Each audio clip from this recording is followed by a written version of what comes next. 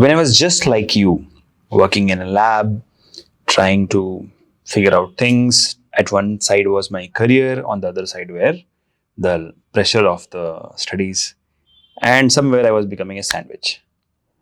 So one day my mentor walked in and he gave me a very important lesson, and that was what you're studying in your classroom is theory, what you're doing in lab is outdated, but definitely the foundation.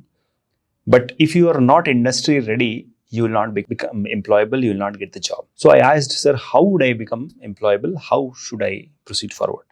So he said that you should learn a list of techniques, and he gave me a list of actually 100 techniques. But I'm going to share the top 5 among them, which you must know at any cost. Definitely, top 100 I can share in the future on this channel. But for today, let's talk about the top 5 lab skills or research skills which you should have, techniques which you should have, so that your career is smooth. Because at the end of the day, whether you are a researcher in chemistry or whether you're going to work in the industry, all these techniques will come handy. Their principles and their data interpretation skills will come handy. So before I tell you anything, you should know this. Only knowing the technique is not enough. Only principle and theoretical knowledge is not enough. Applied knowledge, applicatory knowledge, data interpretation skills, and out of the box connecting the data to conclude, that is something which is required. Now, the first technique which I would like to share with you is chromatography. Now, chromatography is very simple. It's like nursery class for all of you, right? Paper chromatography you must have done in your +2 also. But now paper chromatography is just a basic thing. But when you go to gas chromatography or liquid chromatography or high performance liquid chromatography, that is something which you have to learn, which you have to practice. You have to learn to interpret the data which comes out, analyze the data, understand the data, and interpret results. That is something which will be required, and that is why chromatography stands as the first technique which you must learn in your bachelor's, master's, as well as you must practice during your research. Now let's jump on to the second technique which I have for you. Now the second technique which I have for you is spectroscopy. Now spectroscopy is vast, huge, and off late there are a lot of new innovations, new instruments that are coming for spectroscopy. Now the first one you must have heard of is UV visible spectroscopy. The second one would be infrared spectroscopy. Then you have nuclear magnetic resonance spectroscopy, that is called as NMR. And then you have mass spectrometry. So all these spectrometry and spectroscopic methods, you will have to learn, and especially the NMR and mass spec, because actually NMR, I'm going to include as a separate technique also, because NMR is used extensively as well as mass spec extensively in the industry. So you must learn this technique, which is spectroscopic techniques. Now, the third technique which I have for you is very basic, but majority students ignore it, thinking that it is easy. But when you are actually doing it in industry, at the large scale, it requires a lot of expertise, and that will be titration. Now, I'm sure you must have done the acid-based titration. The conical flask turns pink, right? So that's very basic. But what about redox titration, that is oxidation reduction titration? And what about complexometric titration, which is a method of determining the concentration of a metal ion in a solution?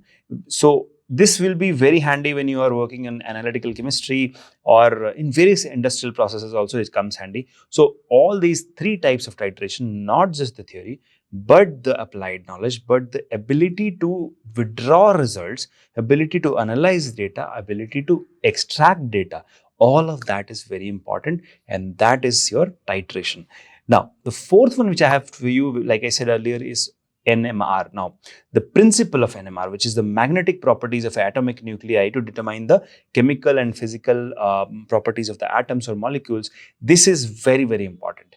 You are going to place a sample in a magnetic field and subject it to the radio frequency pulse that excites the nuclei. And now, as the nuclei relaxes, they emit a detectable radio signal. That's the principle. But now, how do you apply? Where do you apply? It is applied in organic chemistry, biochemistry, for the analysis of molecular structures. Now, it is also used in medicine for imaging and diagnostics. So this is very, very important for you. Now, as such, NMR itself has so many types, like 1D NMR, 2D NMR, solid state NMR, magnetic resonance imaging, which is called as MRI, which is seen in the diagnostic lab. So you should know all of this: theory, principle, data analysis, data extraction, data interpretation, and concluding results. All of this for NMR is very, very important for you.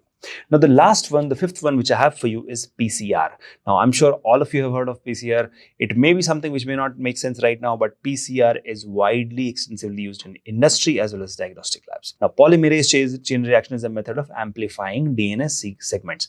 DNA itself is a chemical, right? It is often used in research, forensics, and medical diagnostics. The process involves repeated cycles of denaturation, annealing, and extension of DNA segments using a heat-stable polymerase enzyme. Now, the result will be exponentially amplified of a specific DNA sequence. So, you can take the sequence, you can amplify and find out what exactly this DNA is all about. Now, if you remember, during the COVID, PCR was used extensively to identify the COVID virus.